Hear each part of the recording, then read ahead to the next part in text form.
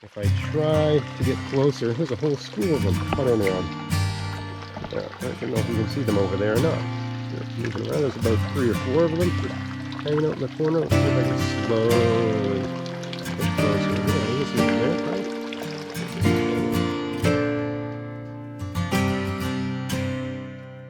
Hey, it's Greg here with Maritime Gardening out here in the AM hours. We've got a bit of a rain going on here. It's not a torrential downpour, but I thought I would share with you some modifications to the the downspout garden hose to the goldfish pond thing I got going here, and just some little changes I made, maybe speak to a couple comments people made on the original video, which a lot of people watched. So I initially had this juice can on the downspout, and on a really heavy rain, and we get, I mean, everybody's, it's funny in the video and the comments, everybody's like, well, where I live, we have the most amazing rain in the history of the world. And then you'd see someone else living in a different province or state, and they'd say, oh, our rain is the worst rain in the world. So apparently where everyone lives, their rain is worse than everyone else's rain. So I live in Nova Scotia, Canada. It's a peninsula that juts out into the North Atlantic Ocean, and we get some pretty good rain here. We get hurricanes, tropical storms, etc. Right? So do we get the worst rain in the world? Probably not, but we get some pretty serious rain. Today isn't the most amazing rain ever, but anyway. So, you know, just to give you a sense of, I think the way I can usually, you know, gauge rain intensity is to look at a puddle, right? Here's a puddle in the driveway. That's, you know, you can sort of tell that it's not insane rain, right? But we may have even had a hurricane since the original video, at least a tropical storm. So what would happen was that it would overflow over here, right? So, and the driveway is graded to direct water away from the house, but when it was overflowing right against there, it was literally going to the foundation. Now, I don't have a basement. This is a slab, so there was no real risk of flooding from that, but I still didn't want it going against the house. I didn't want it washing out the garden or anything like that. It was creating, you know, a bit of a, it was washing out some of the garden a little bit. So all I did was just add a little runway, and you know, I just pinched down the ends of that, as you can see. I'm trying to manipulate the umbrella here while filming. So not the best idea. Let's see here. There we go.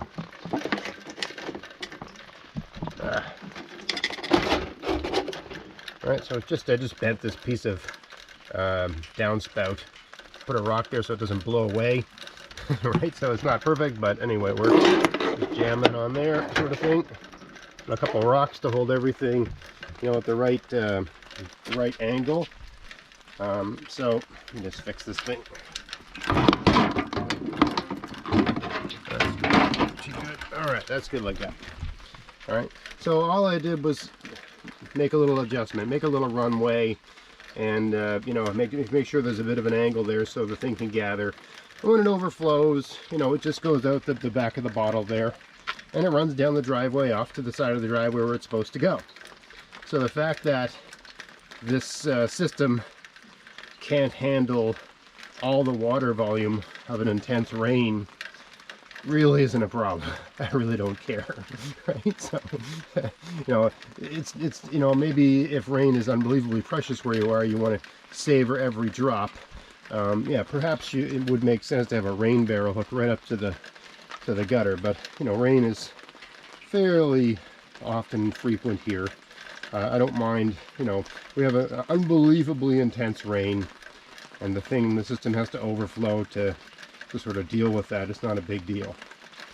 But for this, it works great. Now, one thing I didn't mention in the video is that when you first, oh, and another reason it can handle heavy rains, because some rains can be pretty heavy and it still keeps up, is think about this hose. Think about the water volume in the hose, right? It goes all the way down my yard to the pond, okay? So as that water accumulates in the hose, right, it has its own mass, it has its own weight, and it goes downhill, and it creates a kind of a siphon effect. It's not exactly a siphon, but that is to say, it sucks, right? The water's going down the hose, downhill, and it's creating a vacuum above itself. And it's, you know, as the flow increases in intensity, there's a suction at the top, drawing the water in and drawing it down. Now again, it will not keep up with a torrential downpour. You know, there's only so much you can handle. Think of the diameter of the water hose. This is probably a, you know, 1/2 inch diameter garden hose, 2 centimeters give or take, right? So it can't keep up with the most incredible thing, but it is the case that, you know, as the volume of water going down the hose increases, there is a suction effect, right? It sucks the water down and into the pond. Let's go have a look at the pond. It hasn't been raining that much. This is the first rain we've had in a few weeks, I think. So this is the first real water my garden's gotten in a while, and the first water the pond's gotten in a while. So the fish, I'm sure, are loving this because the water's been getting pretty darn low. So here we are. Yeah, so you can see the rock is exposed in the pond. When the pond's a good depth, the rock is underwater, and the rock is probably 4 inches out of the water right now. It's my true gauge of water depth. But you can see, right, the water hose, and the water's coming out at a pretty good clip, right? You can hear that, you see that? Right, so if this rain keeps up, hopefully we'll fill this pond up and make my fish very happy, because you can tell the difference when I get a really good rain and get a few inches of water in the pond. The fish become much more active because you know, I don't have any sort of you know, fountain, or really the only oxygen this water gets, and there's no bladder on this pond. People often think, oh, you need this, you need that. There's no bladder on this pond, so there is some degree of air that just comes up out of the soil, like in a sort of natural system. You know, I've had this pond for a number of years. I've never done anything other than just let rain fall into it. And this year I had the added sort of innovation of adding this water hose. Whenever there's rain, I just get extra rain off my roof.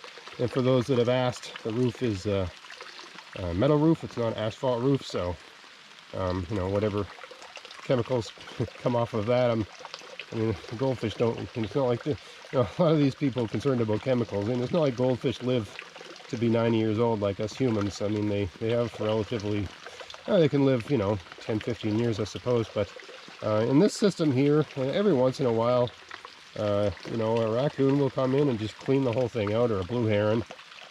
So, I mean, life is precarious in the goldfish pond, as it is anyway. Now, I mean, I've been lucky. Some of the fish here have been here a couple of years now. They've handled the winter just fine. I mean, the winter I just let it freeze, you know, and the goldfish aren't, to my daughter, she's getting older now, but one of her favorite things to do in this goldfish pond when it's frozen is jump on the ice and smash the ice, which is probably not good for the fish, but you know, she likes doing it, so I let her.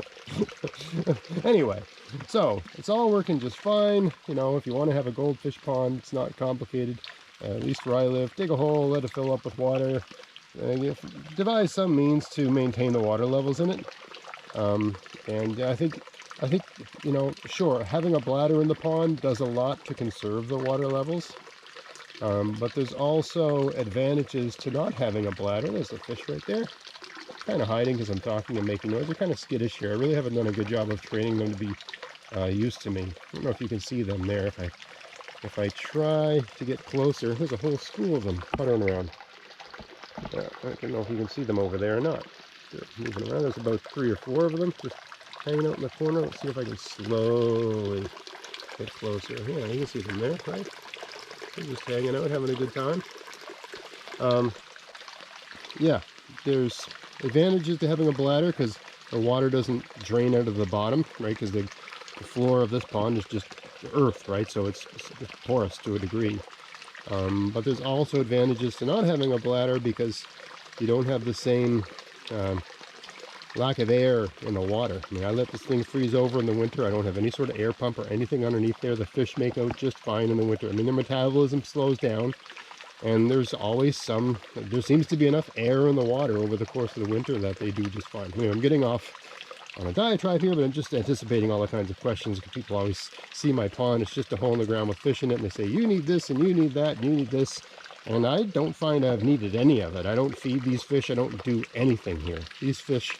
Oh, and another comment, people will say, oh, that's just a mosquito factory. You're just breeding mosquitoes. You're just breeding this. You're just breeding that. If you get a good population of fish in a pond, they eat all that. They're eating... I mean, these fish are growing. Every year they double in size, and I don't put any food in here. You know, my kids might throw the odd worm in here just to watch it get torn to pieces or whatever, just for the sheer satisfaction of that. But I do not feed these fish. These fish live off of aquatic insects that are in here, and I imagine a good portion of that is mosquito larvae, horsefly larvae, deerfly larvae, and so on. Right? So yeah, works just fine. Works just fine for where I am anyway. And you know, I don't live in Arizona. I live in Nova Scotia, Canada. We get relatively free, you know, there's precipitation here, right? It's not the most rainy part of the world, but we certainly get a good amount of precipitation relative to inland areas. So, bit of a ramble there, but I hope I answered a lot of questions and filled in a lot of the blanks for some of you. Hope you found that video interesting. If you did, please like, share, subscribe. Check out my podcast, maritimegardening.com, and until next time, get out there, get at it, have fun in your garden. Thanks for watching.